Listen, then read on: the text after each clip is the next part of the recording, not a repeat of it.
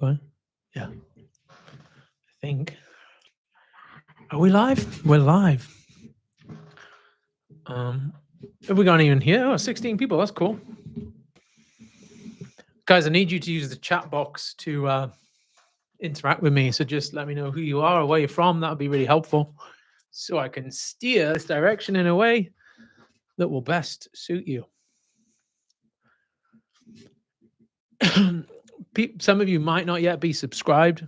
And so you got to hit the subscribe button, I think, if you want to ask a question. Salute. Salut. Is the T silent? Am I correct in thinking that T is silent?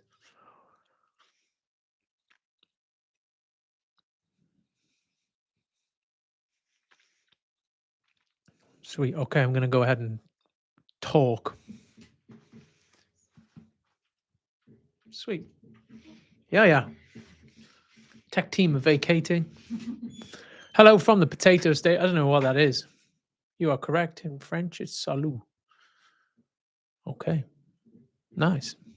Good to have you. Good to have you here. Let me know if you're a dog trainer.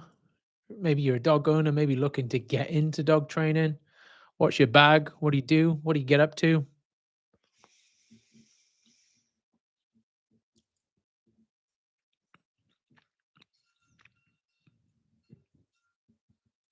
Do a seminar in Kenya. I'd love to go back to Africa. I went to Botswana last year with my partner on a safari.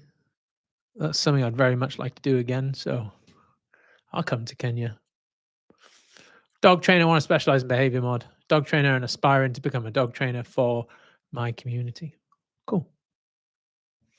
So I'm going to talk about kind of marketing, sales. That I'm going to try and stick on that topic for this. Hey, Nick, good to see you. 5 years of dog walking, 2 years studying dog behavior, ready to take the training journey. Cool. All right, let's get into it, guys. We've got enough people active in the chat. This isn't going to be a big one, I don't think. Nice and intimate experience for us all. So we're gonna talk about marketing, sales, and how we can put our best foot forward as a dog trainer. If you've not seen my recent video talking about the marketing pendulum, the basic concept is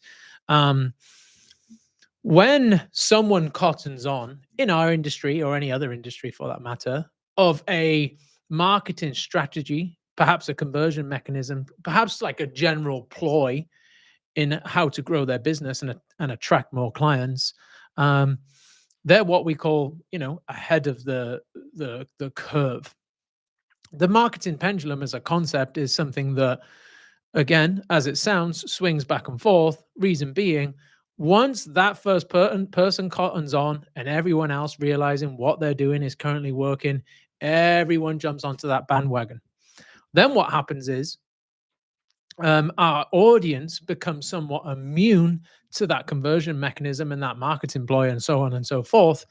And then, of course, that mechanism, it loses its effect, right? So what a lot of people were doing was short form content, collecting data via lead magnets like a free PDF, and then hammering people in email marketing. Once upon a time, that worked really well. At the moment, though, it's not working very well. And so I'm going to talk about a couple of things today in what I forecast to be the next swing of the curve when it comes to marketing, especially for your dog training services, whether you do a board and train, whether you do one-to-one training, whether you do like day train or maybe even online programs. Everything I'm going to give you today is applicable to all of the above.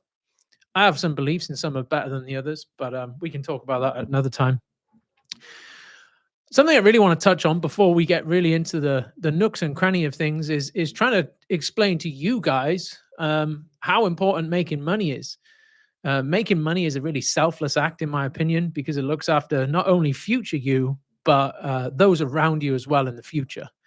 And truth be told, once upon a time, I didn't prioritize money as being something important to me. And then a mentor of mine once upon a time, probably 2 or 3 years ago, he turned around to me and he said, Jacob, I appreciate that you are looking for more quality of life and making sure you're happy in what you do every single day over the money. Oh, over money. But what if I told you, or what if I were to ask you, if Ranger, your dog, needed a 10K life-saving surgery tomorrow, like, and he looked me square in the eye and he said, "Could you afford to pay that? Would your dog live or would your dog die?" And from that day on, I started looking at money with a completely different mindset. Not to mention all the great things money has done for me, those around me, my partner, my dogs, of course, even just like the quality of where we live.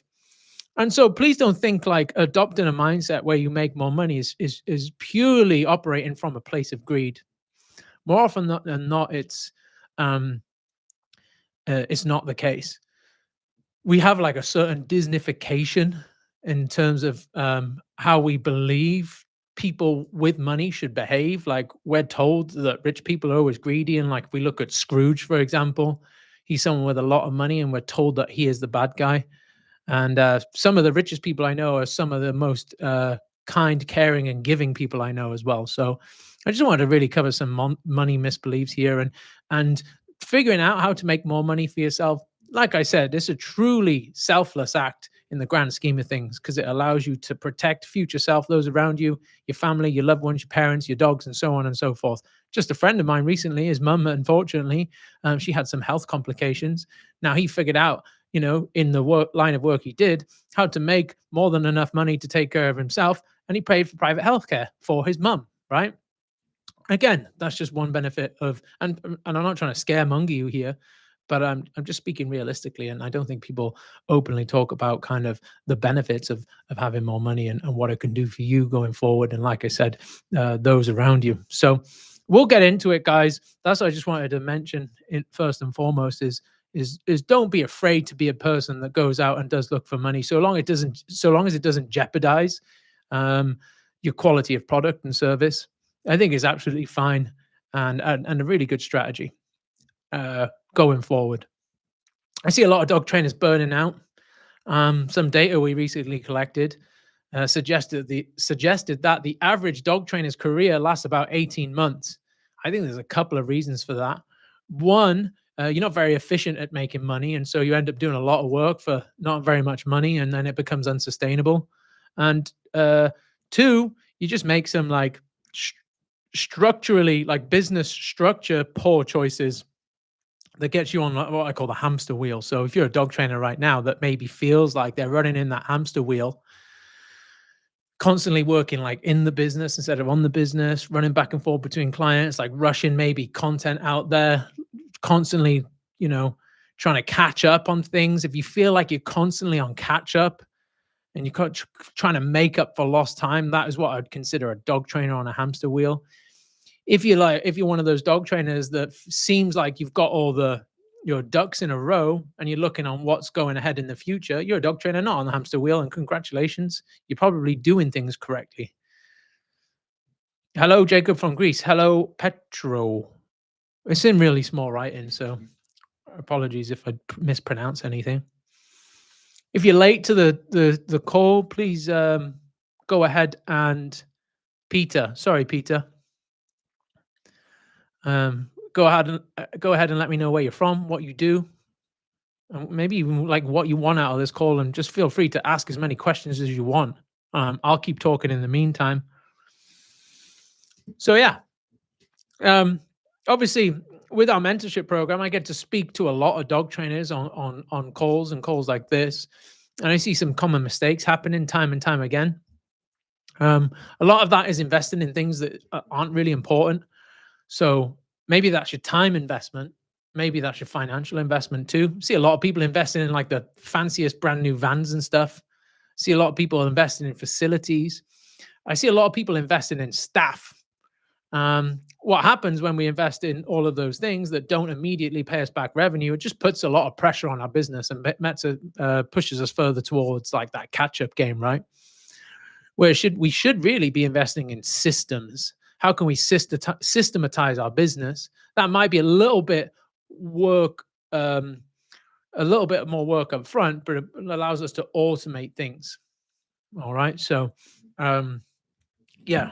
I'll talk about that in a little in a little second. Got a couple of questions here. I'll just get a sip of water and then I'll go through the questions you might be asking. Just feel free to just start smashing questions in the chat, by the way. And I appreciate some of you may not have like looked into the business and marketing side of your business just yet. And so, like, if you feel like your question is a stupid question, chances are it's not, and other people are thinking it. So just go ahead and ask it. Really don't mind. In regards to investing in staff, you invest in a staff member, you're going to train them up. Then what's going to happen is you're going to make them self-sufficient, hopefully, and do some work for you. By the time they get to that point, they're going to hit an epiphany moment where they realize they can go and work for themselves and probably make more money. They're going to leave then the business. That then leaves you with their clients you need to pick up on, finding a new member of staff, training that new member of staff, your current clients that you're left with, and then all you go ahead and do stupidly is repeat that process again. And it's just going to stagnate your business for potentially years. And I'm sure some of you in this chat right now has already experienced that. So again, you should be detracting your efforts and resource from systems that ultimately are programmed like are designed to fail and into systematizing your business on the back end of things. So we've got a question here from Connie, dog trainer down south. You said previously how the pendulum is swinging towards longer content. Would you suggest YouTube is the way forward or create an online platform with a subscription? So we operating in what we call at the moment a trust recession because everyone has figured out how to start pitching their services online. People are getting burnt left, right, and center. And so you might be a dog trainer when you take on a new client, you might be the third, fourth, fifth, even sometimes like up to the 8th or 10th dog trainer that person has tried. And this creates a very skeptical market. And so one of the reasons for our content, whether that's short form, long form, webinars, anything, even our website to a degree, is to build the trust, right? Is to really get that person from skeptical to trusting in us and who we are. To build that trust, they need to like us, know us, and of course, trust us. It's very difficult to build a relationship of trust over many short form pieces of content. Generally, the longer you spend in front of someone, the more trust you're going to build with that person, and the more likely they are going to take you up on your services. If I go ahead and use short form content like Instagram as my only asset to create that trust, again, whilst trust in the general economy is so low, it's going to take me a very long time to take cold audience from warm audience to then take us up on our services. And the reason why we employ so many long format content strategies is to build trust up as quick as possible. So previous model where we were taking short form content, driving them into, like I said, early email marketing, it might take someone maybe 30 to 60 days to watch 15 to 30 minutes of content. Meaning that like the incubation process, which is what we call, which is the colloquial term we use from taking someone from cold to warm to then take us up on our services, our incubation process becomes very long. Furthermore to that, with how the Instagram algorithm works at the moment, even when you do have, a following, if you go ahead and you post every single day, even your own followers that have opted in to follow you and see your shit, like Instagram's only going to show your content to a fraction of those people. So 15 to 20, 30 minutes worth of content would be reasonable if you're posting every single day, but that person was seeing every single piece of your content. Truth be told, it'll be like 1 in 10, 1 in 20 people on your follower list is going to see that content. And so it could take us literally 6 months to a year to warm a particular person up to the point that they're going to take us up on our services, right? Again, I cannot emphasize how much of that trust recession we're in and how skeptical our current market is, especially with like the dog trainer wars online as well. It just makes them even more skeptical. So when I post a video on YouTube that's half an hour, people will binge that in one session. And not only that, they'll then go on to watch the next video and hopefully the next one and the next one after that. I've had people in the past call me on the phone after discovering our channel like 3 days ago and say like, Say something along the lines of, "I've watched like every single one of your YouTube videos in the last couple of days. You know, I feel like we've already spoken. I feel like I already know you, blah, blah, blah, blah." And that means our content is doing its job, right? And that's how quickly we can take cold to warm audience via long format content. I also personally prefer it. And if you've noticed, I post way less short form content nowadays. I also personally prefer it because of from an ideation standpoint, 7 pieces of content on social media, which you got to be posting really every single day if you want that relevant amount of momentum to take you to that point. And if you don't do that, Instagram's just going to tank you. And coming up with 7 different ideas is way harder than obviously coming up with one idea per week on YouTube. Um, YouTube algorithm is playing a little bit fairer at the moment as well. Meta are trying to drive you towards paid traffic, I think, and so yeah, YouTube algorithm is doing wonders for people at the moment. It requires maybe a little bit more setup, like I said earlier, but it's something that is evergreen. So I'll quickly touch on this too. Short form content, I filmed a whole video on this, which I'll be posting. Short form content, it has a short lifespan. It comes, it goes, it dies within a couple of days or a week. Some of our YouTube videos that brings in the most leads into our business are like 6, 7, 8, 9 months old, right? When we started taking YouTube like dead serious, and they don't die. Some of our most daily viewed videos are up to a year old. And so it's like a compounding interest principle when it comes to long format content, especially kind of, not even that's excluding the content and incubation process, but more so as YouTube works as a whole. So for me personally, like spending more time on YouTube was one of the best business decisions I've ever made. You know, truth be told, I went ahead and did a mentorship on how to make the most out of YouTube and grow content and bring more traffic to our YouTube channel, probably about 18 months ago. And if you go back on our channel, you'll be able to easily identify when I undertook that mentorship, and it just absolutely like exploded our business. And so that's my pitch on YouTube. Um, you know, it's evergreen, less ideas, algorithm works in our favor a little bit more. There's less competition too. There's not many dog trainers on YouTube. One final point I'll make is intent of audience too. People on short form social media, Instagram and TikTok, for a dopamine, for a for a dopamine spike, right? They're looking at some dog training, they're looking at gym stuff, they're looking at boobs, they're looking at cars. Whereas like someone's on YouTube, they're going to put in that search bar what they're actually looking for and what they want to be educated on. People on short form social media, chances are they just want to be entertained. They don't necessarily want to be educated, right? And that different level of intent makes a massive difference too. If I were to start my business again tomorrow, or if everything tanked to a level of 0, the first thing I'd be doing is regularly posting on YouTube regularly. We got another question from Adam Flack, Dog Training. Do these online strategies work better for an online business model rather than a local in-person service? From a point of finding new clients, yes.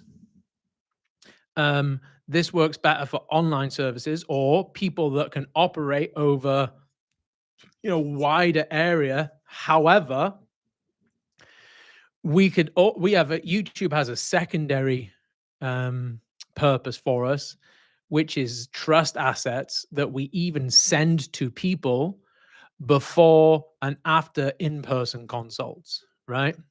So we utilize YouTube as a trust asset to warm people up. By the time they've booked a consult, they've already received 3 emails from us going through like our best YouTube content, blah, blah, blah, blah. And so even if you are just operating in a small area, I'd highly recommend you put content together if it's nothing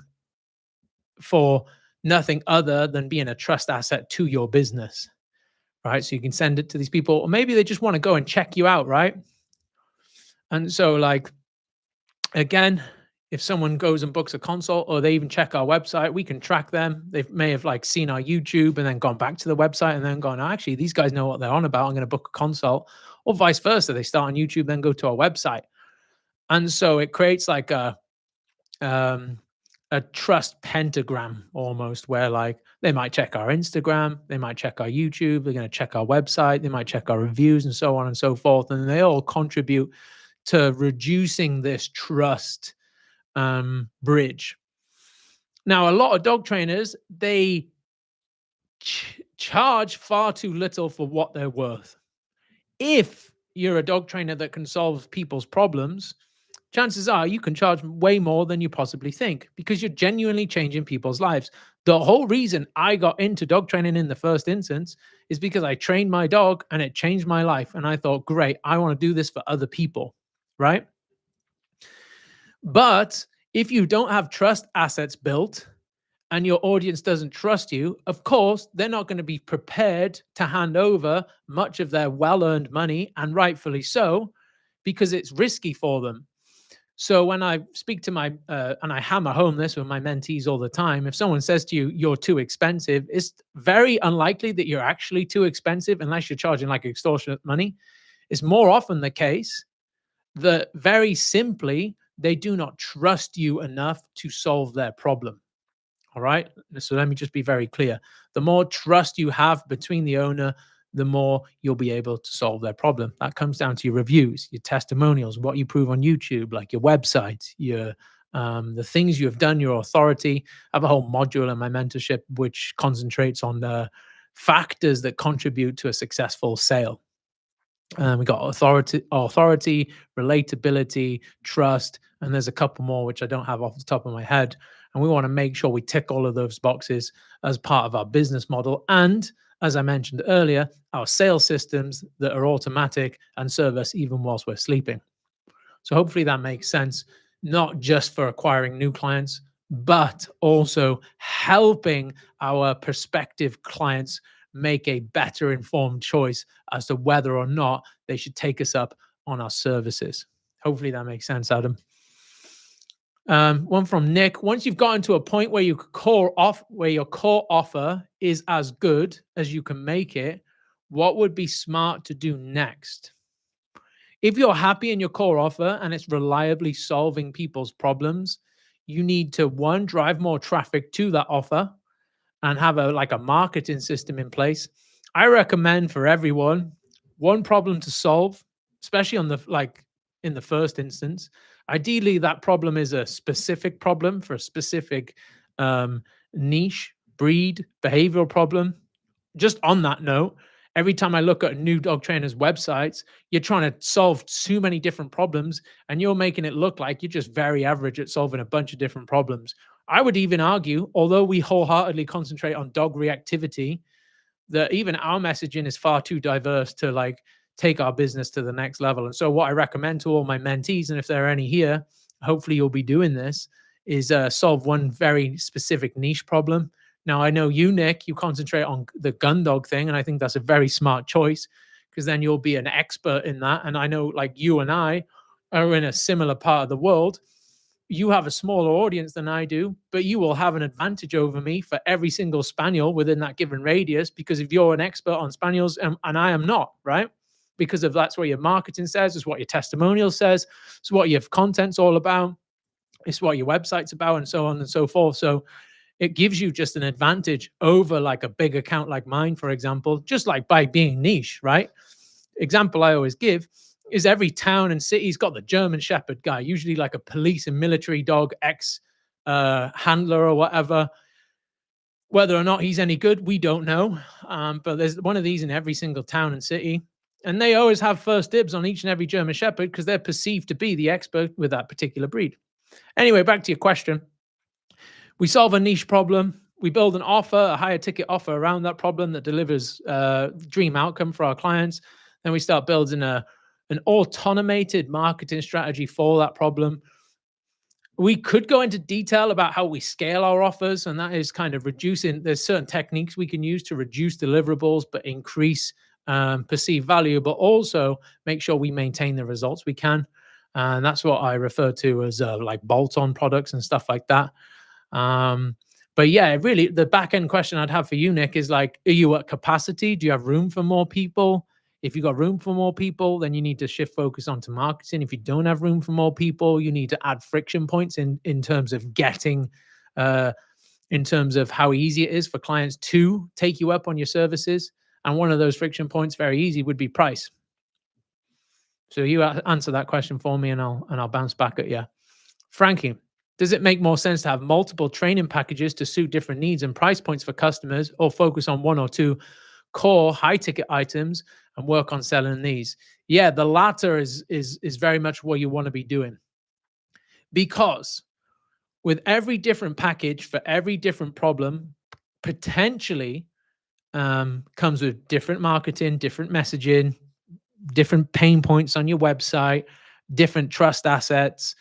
And if you're thinking like, oh, I don't have time to build any of these trust assets and so on and so forth, I don't have the capability to do so. Well, imagine trying to do that for like 10, 15 different offers. Something I hammer home every single day pretty much with my mentees is you would rather like hit few people directly in the chest with your marketing than like fire a shotgun out and have glancing blows. The analogy I give you, you'd rather go fishing in a barrel than you would like a trawler net in the big ocean, right? But everyone's trying to throw out a trawler net with loads of holes in, by the way, because that's essentially your marketing, and you're not picking anyone up. And so you get a very heavy advantage when you really niche down and you focus on like one or two things you want to sell. I have like maybe 20 members of staff at this point that work for Yorkshire Canine Academy. We only have like 3 or 4 offers.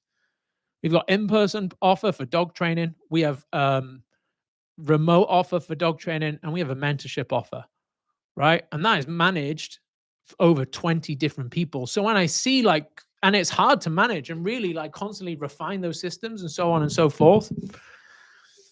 And so when I see like a 1-man, 2-man, 3-man band um, for dog training services, offering like loads of different offers, different messaging, everything's all over the show, everything's very messy. Um, what ends up happening is like that's something you can't track or scale or refine because it's just like all over the show, and you're really just like throwing shit out there, throwing shit at the wall, and hoping something sticks, right? And so when people come into my mentorship, I coach them through picking a niche. I coach them through building their high ticket offers. And then I coach them through like marketing that, scaling that. And then if hopefully we get the problem where we're too busy, I coach them through how to scale their business and make sure they don't end up burning out. But if you're just picking up bits and bobs here and there and your like clientele is far too diverse and so on and so forth, that's how you're going to be running around in that hamster wheel for a very long time. Nick says, to be fair, we're at capacity each month, having to put people on a waiting list for future months, going to increase prices in January. So we'll see how that does, but currently at capacity. Well, yeah, simple thing is to then increase friction to get in to work with you. Maybe introduce an anchor offer, so maybe a higher ticket offer than you currently have. Sounds like you're doing a great job solving people's problems from what I've seen. And so, maybe you've justified charging more for what you're currently offering at the moment, which would be great. And yeah, that's essentially one of the core basics, excuse the pun, Nick, of running a sustainable business. We use our marketing, our trust assets, and our sales systems to increase demand. And with that demand, we incrementally put our prices up to increase friction to people coming to our paid programs. And over time, we just scale things up like this. That's, like I said, very difficult to do across multiple different offers, though. Keep asking your questions, by the way, guys. We've got 26 people in here. That's cool. Happy humans, happy hounds. When you're tightly niched X racing greyhounds, does it pay to have only one offer? Yeah, generally we come in with a core offer, like the thing we have built, we have trust in. Our core offer is training with instinct, as some of you might know, something we spent the last year and a half, or way longer actually, probably 2.5 years, refining, making it as best we possibly can. We've just released version 2.0.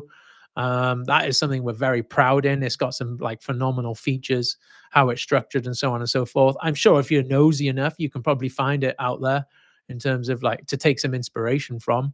Um, Sometimes you might introduce like an anchor offer. Some people like they use like a higher ticket board and train for that, and that is like a really really high ticket price. And then you might have a downsell option too, so like a hybrid version. Yeah, maybe like a hybrid semi-online version, or maybe just one with less deliverables. But typically, yeah, instead of offering like multiple packages, like really, you should only be offering the solution to people's problems, right? I have a lot of faith in training with instinct, so long as people and owners um, they do the homework, like they're going to get great results, and so that's what we offer everyone. Someone comes in is like, I don't really need that. I'll tell them straight, no problem. Like, just go and find someone else because I'm not going to downsell you or anything. Like, we don't solve small issues. And so, yeah, I really do believe, one of my mentors, sorry, told me once upon a time, until you're looking at 5, 6, 6-figure months, um, if it's not so modest of me to say, unless you're looking at 6-figure months, you shouldn't be concentrating on anything but one offer. So yeah, um, just one offer for now would be a good idea. Again, because of like all your marketing, your sales systems, your trust assets, they all need to be revolved around that offer, right? And you might have seen this in our marketing and our maybe our YouTube channels, all revolves around dog reactivity. I'm not going to cover obedience. Some of you are probably aware I've got a sport dog, Stark. That's very good at what he does, and we can do some cool shit together. I rarely post about that because that's not the audience I want to appeal to, So, and again, like just on that, I see some dog trainers with like huge accounts, right? Absolutely killing it on the social media front. And me being someone that is invested in marketing and loves the game, I'll go and have a nosy. I'll be like, what are you selling on the back end? I'll go through their funnel. If they've got one in the first instance, they probably don't. You're going to collect my email. You're going to collect my data. You're going to invite me to a live. Like, what are we doing here? What are you pitching me? And there's nothing. So then I'm like, what are you doing this for? Just a popularity contest? And at that point, I think, you're selfish. You just want to be famous, right? Trust me, you'd rather make more money and no one know who you are than vice versa. You know how much abuse I get online every single day from some fucking shit kicker that and trained a dog in a day in their life. Anyway, but yeah, just on that, I say to my mentees all the time, you need to nail your system before you post one more piece of content. Otherwise, you are quite literally just creating a popularity content, and your time is just a charity, right? So, like, what are we doing after that follow? Like, what happens after the fact? Something we need to be really conscious of. Like I said, you want to build a business, not just a platform. Because like, what point does it really matter? So what? A bunch of people follow you online. Uh, Nick, naturally, I'm assuming we're going to reach a ceiling with what we can charge for our canine. What was that? What does that stand for? Am I being stupid? CBN program. How do we efficiently go from 10K to 20K? Well, um, what's your current price point on your core, please? And I'll advise. Tim, how important is it to have a fancy website? How much information would you put on that? I'm a one-man operation. Tim Radcliffe, dog training in New Zealand, about to join your mentorship. Well, when you join the mentorship, Tim, I'll show you exactly what to do. Your website's not as important as you think. And it really does depend where you're gaining the most traffic from. If you're running Google ads, your website needs to be comprehensive. But more often nowadays, a website is somewhere for someone to come and just like check you out and have a bit of a nosy on you. And it's just a trust asset, right? So you want your reviews on there, you want who you can help, you want to directly explain the pain points and who you help, how you've helped them, where you've learned from, and so on and so forth. It's just another trust asset where people maybe have found you on Instagram or YouTube, and then they're going to just go out of their way, stick your name in Google, and figure out whether you're worthwhile, whether you're worthwhile to be someone that they may take up on their services, right? So again, we structure websites in a very, very particular way, Tim. And if you're coming into the mentorship, we have a template for you to make sure you're ticking a bunch of boxes that you have on your website to make sure you're putting your best foot forward. Hopefully that makes sense. Um, Tribe Coach Jags. Hi, mate. Similar to the previous question around local and online reach, restarting a business after years out and no local awareness, just looking to build trust and presence. Recommendation still YouTube. I'd put my website together, I'd tick all those boxes. I'd then maybe run Google ads. They're doing quite well at the moment with how the pendulum's working. Everyone's kind of using Meta and YouTube to advertise themselves and their services. And so Google ads have quietened down a little bit. So I'd run ads to a decent website, but then I would also be conscious that I'm pushing out some sort of long format content in order to create sales assets, right? So again, the YouTube there for the local trainers are supplementary assets to your business. They may not be um, a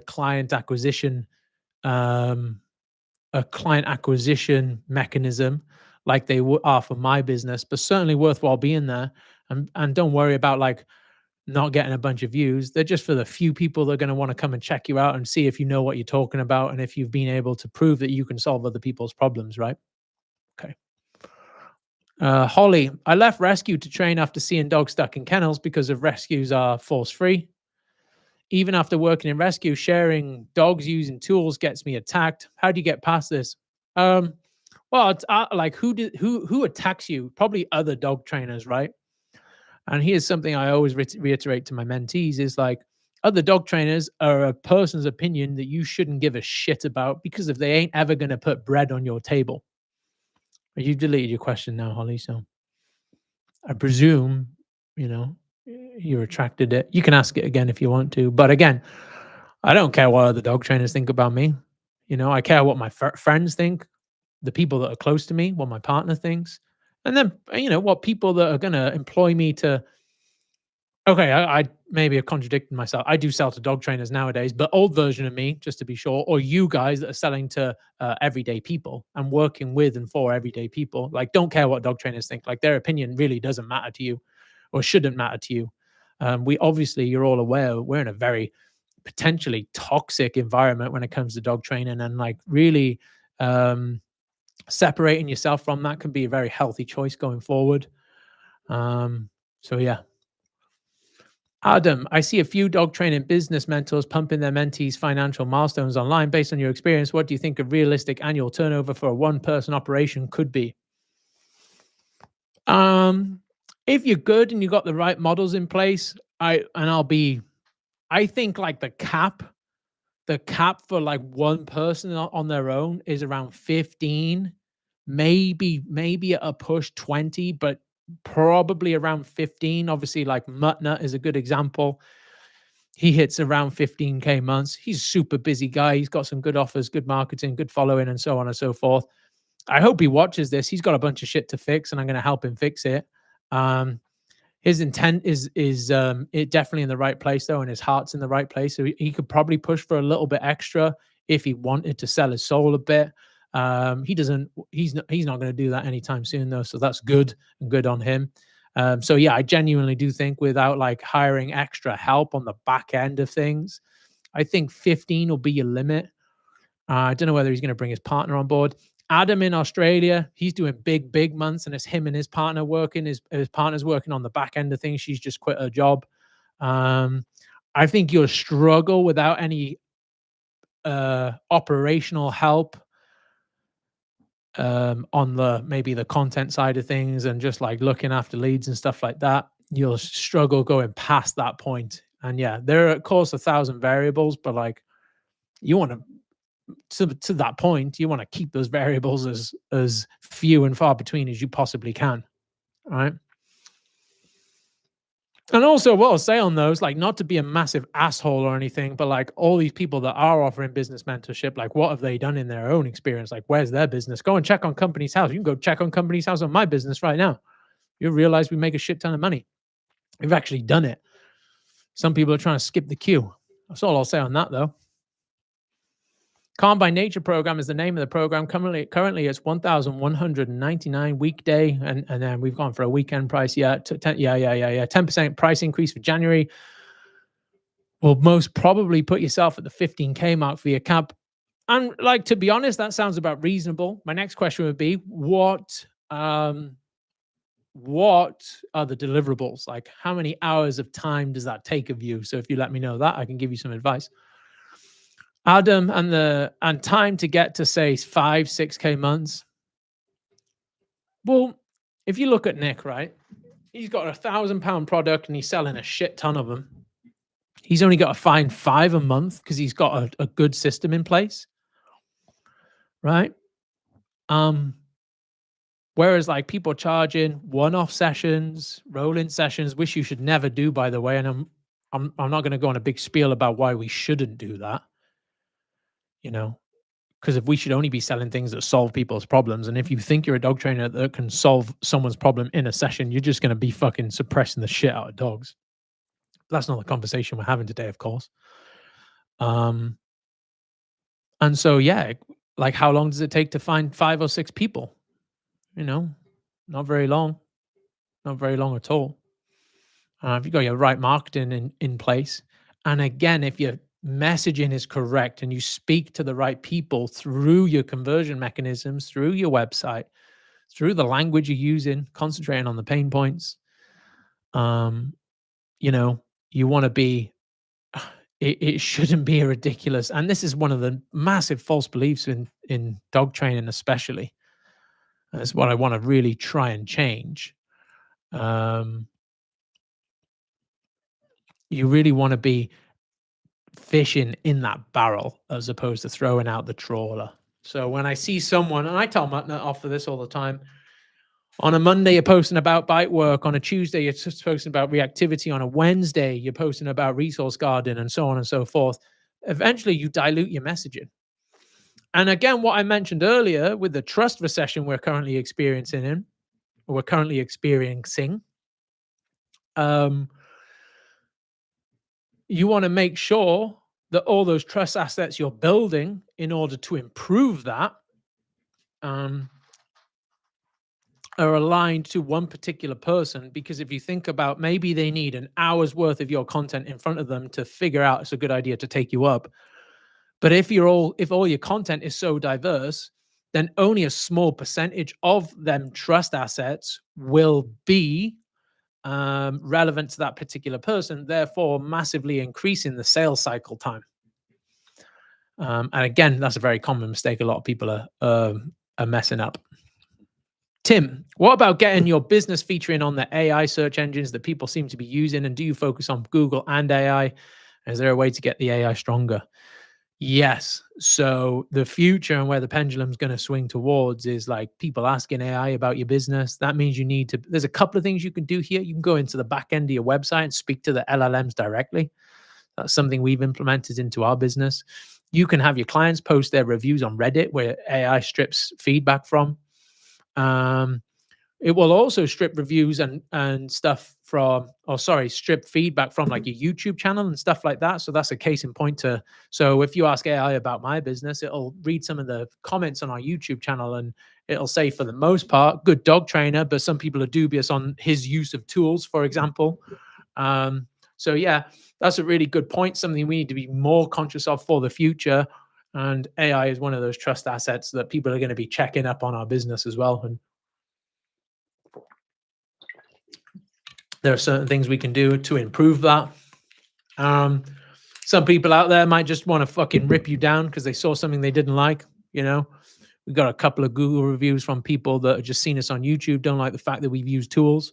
Not much I can fucking do about that when I speak so openly about them. So yeah, reviews are key. Some people are a bit lazy on doing them. Do you need to push them to review? Absolutely. How many times have you been to a restaurant, you've had a great experience, and the restaurant owners come up to you and said, like, you guys mind leaving a review? And you're like, yeah, absolutely, 100%, we'll leave you a review. And you never fucking do, right? You never do. People will do that to you. It's not because they're mean. It's not because they're nasty or anything like that.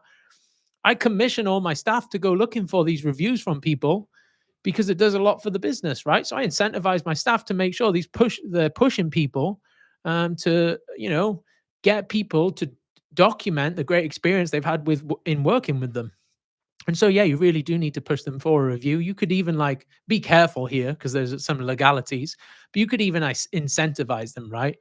With just like, if you leave a review, I'll give you an extra session or something. And sometimes like that's worth it just to encourage someone. By all means, I'm not saying bribe them to leave a disingenuous review, and most certainly don't fake them or anything stupid like that because that will bite you in the ass. But if you need to encourage people one way or another to leave you a review just to give them that extra kick up the ass, then it can be worth its weight in gold.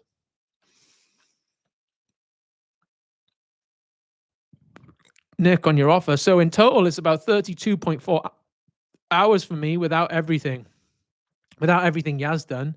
And that's one to one in check ins. Okay. So, like, here's our answer. Yeah, that number needs to reduce. That's a lot.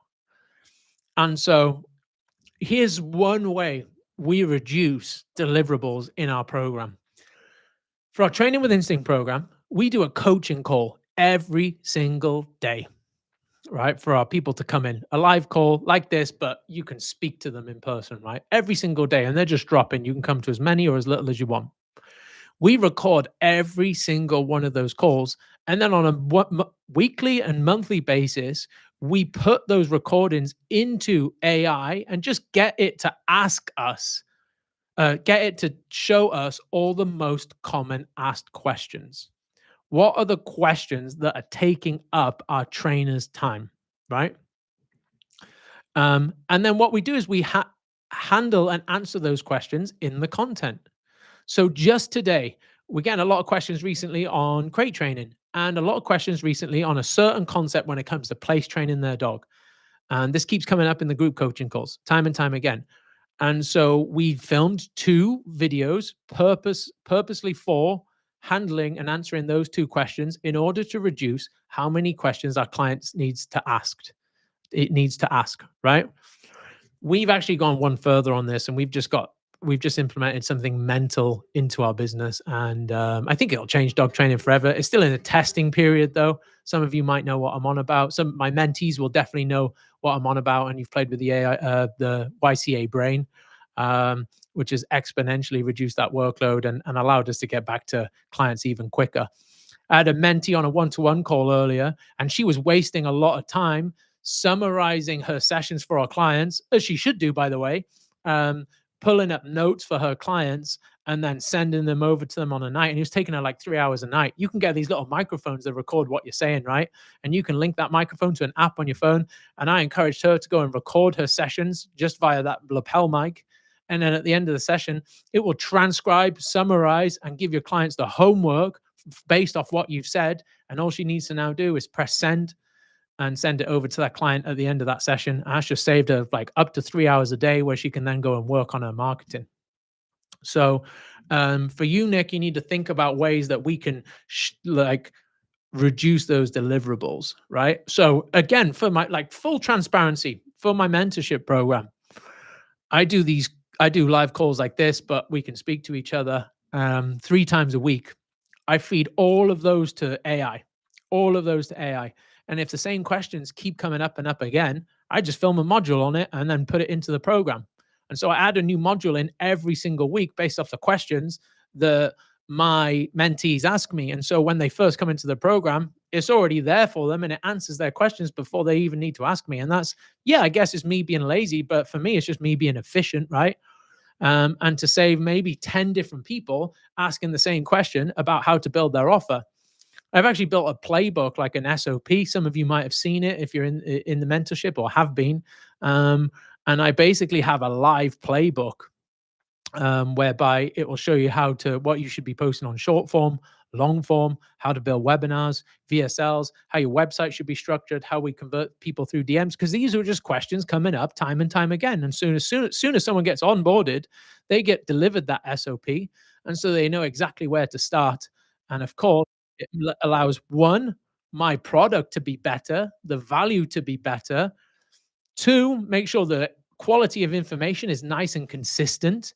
So, if you find yourself repeating the same 10 things to clients over and over again, there's probably a video you could make there of very high quality that you can deliver to people, um, that you could deliver to people, and make sure you're handling and asking those, answering those questions before they even have a chance to ask it. So they have like thorough clarity, right? Hopefully that makes sense. Um, what stage would you recommend getting your business to be to get the best out of the mentorship program? I'm obviously going to give a biased answer, but there's no stage of business. So the only prerequisite I ask of you when you come into the business is if you have an idea of how to solve people's problems. We have two different programs. I have a business mentorship program, which will show you how to scale your business with all the things that we have spoken about today, but in much greater detail and really put on a plate for you. We have a dog trainer development program that is designed for people that can't yet solve problems. And that's like more of an intensive program delivered by Kirky and I that's starting in January. But if you meet that prerequisite that you can reliably solve people's problems, I don't think there's a bad time to start because of, and excuse me to be so frank here, all of you just bury yourselves in shit that I then have to dig you out of to then put you on the right track to go and make yourself money, right? So if I've got someone that hasn't yet started, I'm like, great, we can set you off on the right foot. But if I got someone that's 3 years deep in the hamster wheel, I'm like, right, okay, first I got to coach you off the hamster wheel. Then I've got to coach you to actually automate and systematize your business in a way that's going to suit you in the long run. It doesn't take too long to be, truth be told, but just like the question you're basically asking me, right, is when an owner comes to you and says like, hey, the problem isn't that bad yet, when do I need to like employ a dog trainer? We all know as dog trainers, it's better to deal with things proactively and not run into problems in the first place than it is to reactively and retrospectively solve problems, right? It's exactly the same with your business. Um, Again, like I said, I'm into the marketing game at the moment, of course. Like I'm not going to bullshit you and say I'm not very much into that side of things.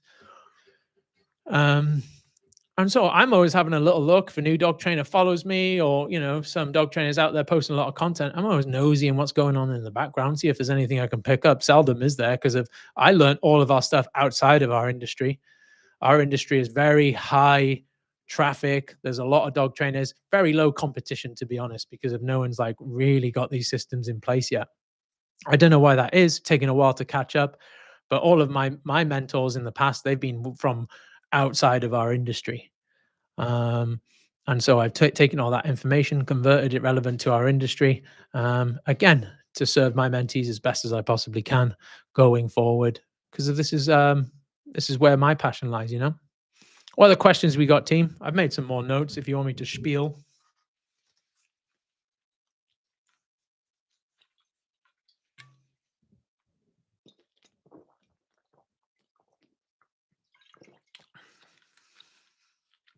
Just on that, a note I've made here. For me, you should be taking marketing and sales as seriously as you do take anything else. When we have an imbalance and you prioritize one or the other, of course, like you're going to have a flawed business model. So if you can't yet solve problems and deliver good results for people, and you get marketing and you push too hard on the marketing and sales, obviously you're going to fall over your own feet and completely fuck things up. But conversely, I know some phenomenal dog trainers out there that could serve people on a greater scale than they currently are, tenfold. And some people out there that do genuinely have a skill set that more people need to know about, but because of they've not taken marketing and sales seriously, no one knows, right? Chances are you got into the industry because you want to help more people, just like I did. You can't help fucking anyone if no one knows you exist, right? And you're going to just lose the game to someone that's better at marketing than you, even though you have a much better service and results you can provide for people. There are some phenomenal trainers inside my mentorship that I go and check their reviews. They got some great reviews. They're genuinely like changing people's lives. But because of they've not taken that marketing and sales side seriously, they're just going to burn themselves out, if nothing from nothing else other than maybe just stress, because they're not making enough money. Do you realize how much better you deliver a product when you don't have to worry about money and that stress is removed? That's my bit on that. I'll take a look at the development program, as imposter syndrome is big for me. So I always feel more knowledge first. My issue, though, I know. Yeah. I get that. That's why we developed that program. We segregated things. There's dog training stuff covered inside my business mentorship, but if you're like starting from scratch from day dot, then I would, yeah, I'd certainly go ahead and maybe consider that program. We formatted it in a way that help you solve problems. It revolves around dog reactivity. We don't cover anything else but that in that program. And if you are a new dog trainer, I maybe somewhat controversial, but I don't think you need to be proficient in solving every single problem. I don't think you need to be able to nail resource guarding, separation anxiety, and everything in between to go and offer your services to people. I think you just need to be very good at one particular thing and then operate within your remit, right? I don't like, I don't like, someone will come to me with like a livestock garden breed and shit like that, and I'm like, that's outside my remit. Maybe someone in my team can solve it, but I'm certainly not proficient in that. But if you bring me like a Malinois that's reactive towards other dogs, I could probably train that dog in my sleep purely because one, I have two of them, but also that's been my bread and butter for a very long time now. And that's why you see more of that type of dog in our marketing. And therefore, you see more of our clients with that type of dog too. And it allows for a systematized business. If you don't mind, everyone, I'm going to go ahead. I need 2 seconds. Oh, I've been thrown off here. I was going to post a link for you, but I don't have it. Oh, well. What other questions we got, team?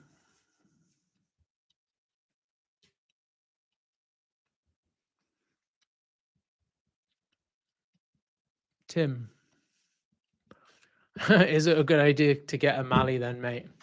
Oh, someone asked a question about finding your niche. Niche on what breed you've got. Like, that's a good start point. Don't get a Mali to go and train a bunch of Malis. Like, truth be told, Malinois people, they don't have a lot of money. Cockapoo people, maybe Spaniel people, and sausage dog people, they have way more money. Sorry to make that assumption. I don't know why that be the case, but it's just somewhat fact of the matter.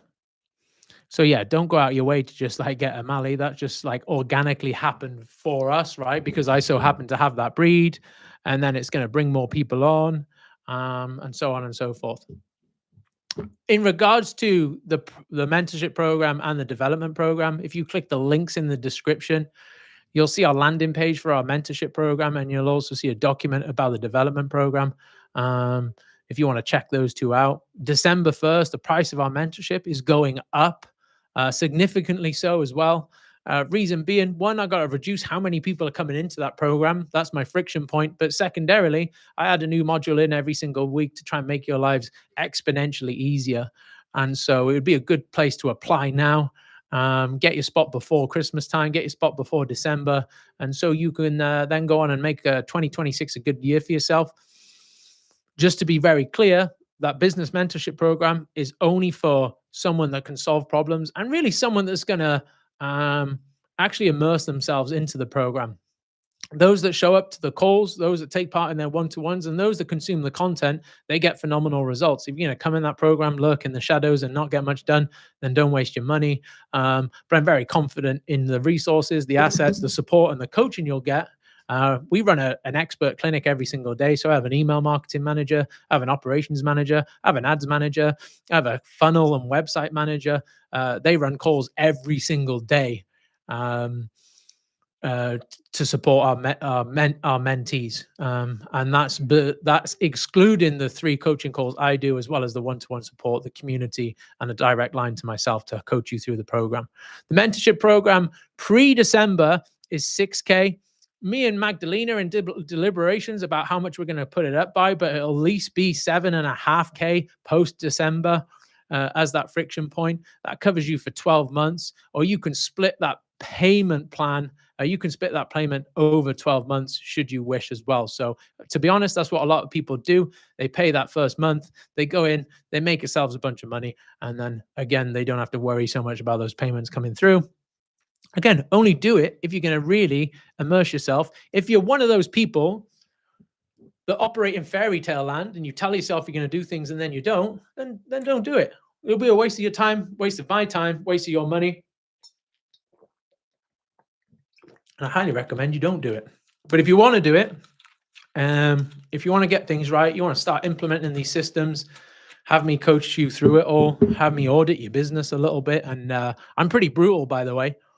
If any of my mentees are here, you'll be aware that I'm pretty brutal. I give a deep fuck about you being successful inside that program. And so, yeah. Connie, with subscription platforms, how do you get people to get people in and keep them? Honestly, Connie, I wouldn't bother. I wouldn't bother. I would do program sales off the back end of solving specific problems. The churn rate, and I'll tell you a story. The churn rate on subscription-based services is fucking crazy high. And if you think about it, like you can get every movie in the world from Netflix for like $7.99 a month. Why the fuck does anyone want to pay you £20? And so if you want to hit a 10K month off £20 subscriptions over the month, let me show you how many clients you need. You need 500 clients a month. That's like fucking crazy high, crazy high. The number one reason people churned out of our subscription service when it existed once upon a time was because there was too much information in there and people were saying like, I don't have time to get through it all. So it's a bit of a lose-lose. They're very difficult. I would opt for people, and there's a commitment thing, right? So again, why I go for packaging of higher ticket offers, it gets people to commit to seeing the process through. This is again why I don't offer one-to-one consulting. I don't offer like any other version of the mentorship other than a 12-month commitment, because I want you to see through the year and significantly change your life. That will be reflective in the reviews I get, which you can take a look at by clicking that link in the description, and the results we get for people. I don't want to give someone some advice, they do okay with it, and they're not committed to actually enact the next piece of advice, the next piece of advice, so on and so forth. All right. So, yeah, I've had a little nosy. No one's really nailing the subscription thing unless you have like a giant platform, if like, like South End Dog Training Mike, because he's just got millions of followers. And maybe one of the big YouTubers might, because they got millions of followers too. But I certainly don't. You probably don't. And so it's easier to find 5 to 6 people on you got $1,000 product. You find 5 people, that's 5K. You got to find 250 people at $20. And like I said, it's not a price thing, it's a trust thing. And so I would try and divert you away from a high volume, low ticket. Tim, I'm waiting for 2 bits of info for the bank transfers from Tony. Are you able to follow it up? Yeah, I'll text her right now, Tim. Yeah, Jay's one of my mentees. He's brutal, but drives results. I am brutal because if I hate seeing great people like throw their fucking time away and life away and all of the above through bad choices, right? You don't need someone to come in and like tell you you're doing a good job when you're not. I care about your results. I understand like people come into the program and I want to generate those results. In January, we're having a mentee weekend, a mastermind weekend here at our school, the 24th and 25th of January. It's exclusive for mentees. I've got awards to give out for people for hitting their first kind of milestone months. Of course, that's going to be a marketing thing, but also something for people to take home. I'm currently getting those awards made. I get a crazy dopamine hit every time I send one off to get made for someone, so that I can put that as social proof on my website and so on and so forth. But we're not going to get to that point unless you get some harsh truths. And besides that, this is your livelihood. This is what pays your mortgage, right? So we can't pussyfoot around. Maybe with some of my mentees, I'm a little bit more patient, let's say. So yeah. Any other questions, guys? I'll do 10 more minutes, and then I'll let you crack on with your evening. We got PSA club tonight.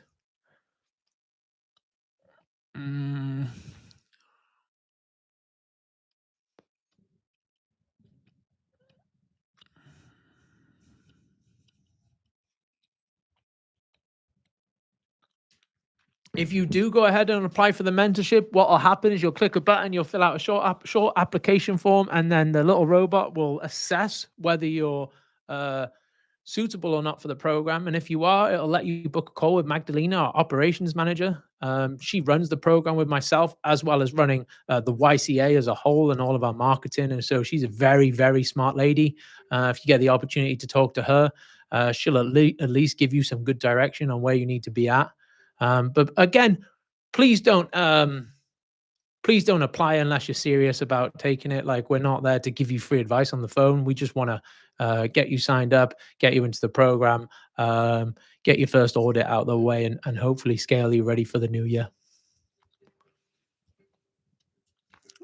I don't know what you mean. I don't know what you mean by it's a toy.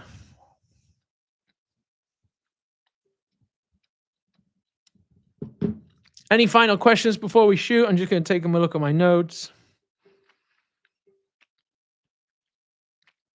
I've already covered most of them. Don't be under the impression that being really busy is good either. You should be busy enough, but you know, a lot of that time you spend on being busy should be pushing you forward, not playing catch up, right?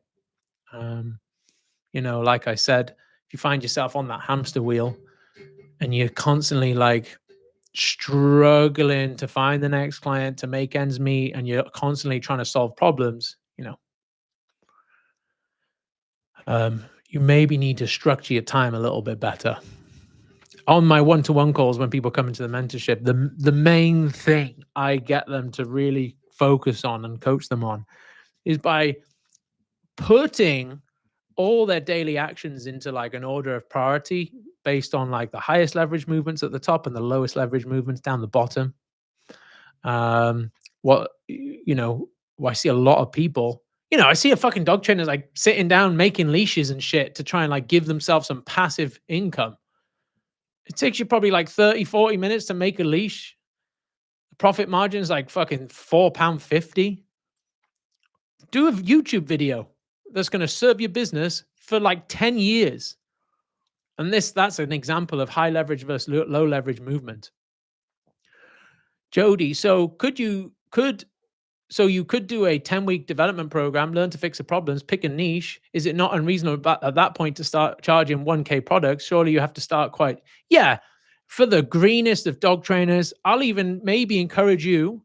I'll maybe encourage you to work for free in the first instance, maybe to get your like testimonials up and your portfolio, as it were. But again, it's a binary question: can you solve problems or not? And I always advise my mentees early doors to operate within their remit too. Make sure you're operating within your remit, and you're confident you can solve that problem. We'll get calls through, you know, and they'll be for the TWI or the boot camp, and we'll turn people away and just be like, "Hey, I don't think like we're suited to help you in this particular issue right now. We can recommend these people that are nearer you," and that's fine. They're like, there's no older, more arrogant version of me, if you could believe there was a version. um, Used to try and solve everyone's problem, right? And I probably let a few people down, and I can only, apologize to those people that had to experience um, a less mature version of myself that didn't maybe do right by them at that time. And so the more mature version of me that operates this business, I will often encourage staff to send people away if they're not really sure they can solve their problem. And if we can't solve their problem, we go ahead and refund them. That's the God's honest truth too. Amy, any advice for imposter syndrome when you know you can solve a problem for people? Is it still a case of focusing on a niche? Yeah. And again, for the sake of niching, if you solve 10 of the same problems, do you realize how good you get at solving those problems, and how quickly you get at solving those problems? You train 10 cockapoos, you'll learn that breed inside out. Maybe not 10, maybe 50, right? But hopefully you see my point. Whereas if you're trying to train a cockapoo for resource guard and a Malinois for reactivity, you got a Labrador that wants to recall, so on and so forth, you don't get proficient very, very quickly. And, being good at things and being good at solving problems quickly too, that's only a good thing, right? E-music maestro, I have no idea what the fuck you're on about. It's a toy, it's not a live sheep. You're gonna have to start making sense. Anyway, any other questions before I shoot? Tim, I've text Tony live on this call for you. I'll get to chase that up for you and get back to you today. Happy to take a couple more questions before I go and see the PSA law. I hope this was helpful. If it was helpful, give me a thumbs up, subscribe to this channel. You want to go ahead and apply for either one of those programs, go ahead and do it. I'll take a look at the development program. As imposter syndrome is big for me, I always feel I'm looking at and leaders. Where was Jody's question? You might have to ask your question again, bud.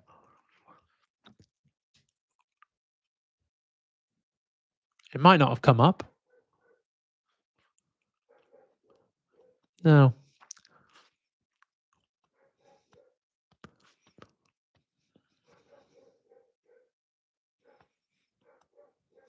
Yeah.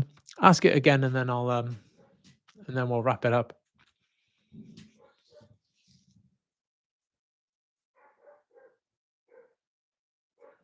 I'm going to start posting weekly on this channel. Maybe a little bit more actually. Posted a video last night if you want to go check it out. It's about messaging, I think, and being very accurate in our messaging. But again, yeah, just to summarize what we've spoken about today, get good at solving problems. Niche down because it'll improve your skill set. Niche down because it'll exponentially help your marketing. And I know a lot of people will have the fear in niching down because you might feel like you're leaving a bunch of opportunity and money on the table. But again, you're way more accurate with a fishing rod in a barrel than you are throwing out that trawler net. And so you'll find great clients with dogs whose problems you're able to solve and bring about dream outcome for people, as well as being able to refine a back end system that's going to suit you going forward, not backwards. Hopefully that makes sense. Hopefully that makes sense.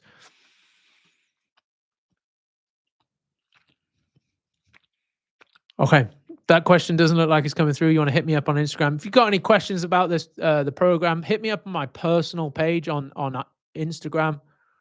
Yeah, Nick, you did it. You're a case in point of it being a really good idea.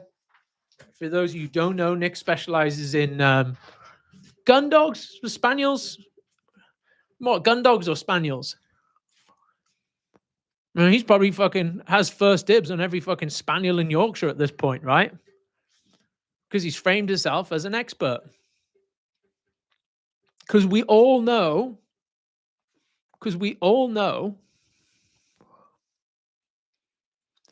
If you do the development program, if you sign up to the development program pre-December 1st, I will cap your business mentorship. I will grandfather your business mentorship payment. And if you sign up to the Devo program, whatever the price of the business mentorship was at the time of your sign up of the Dev program, I will honor that price as I feel that's fair to do so. Just remind me at the time, please. And if anyone argues with you out of my business, you can just reference me saying it in this video. And so if it's 6K right now, it'll be 6K by the end of that 10-week program for yourself. Yeah, so Nick does gun dogs. I think that's a really sensible choice. We all know, and how many like dog owners, and I've learned this, how many dog owners think their dog is like their specific breed of dog needs like different treatment from any other dog, when, as we all know as dog trainers, like the general premise is going to be similar, right? Without going into like too much detail and making this a dog trainer chat, you know, I get it all the time. I'll run these lives on our dog training channel and people will be like, yeah, but does it work for a Cavapoo? Does it work for a duck Tolan retriever? Does it work for a German Shepherd? And the answer is like, yes, yes, yes, yes, yes. And again, you just get way less friction within your marketing. You get way less friction within your marketing when everything's aligned to that specific problem, and then that question's already been answered, right? Hopefully that makes sense. If that all makes sense, give me a thumbs up. If you've got any questions, hit me up on my personal Instagram page. There's less traffic there, so I'll actually see a message. Other than that, have a wonderful Wednesday evening. I hope this was helpful. Um, I'll try and do a couple of more of these at some point. Out of respect for my mentorship students, I can't go too deep. Wouldn't be fair on them. So I'm more than happy to give you like an overview and a bird's eye view to these concepts, and hopefully get you guys to start thinking a little bit differently. I'm not going to be able to solve all your business problems within an uh, um, an hour long, an hour and 15 live chat, but at least hopefully I'll give you some guys some ideas going forward. Like I said, sincerely hoped it's helped. I'm going to go take my dog out, let him bite some things, and yeah, you guys have a wonderful evening. Um, at least this might have given you a different perspective on things. Subscribe to this channel if you haven't already. I'm sure there'll be lots of value posted there. And yeah, last little one from me. If you want to hit the links in the description, apply for the mentorship or the dog trainer program, we'd be more than happy to help you and yeah, serve you if you're the right person. Anyway, wonderful evening. Thanks for coming. Really appreciate you giving me some of your time and listening to me waffle. And I'll catch you in the next one. Bye, guys.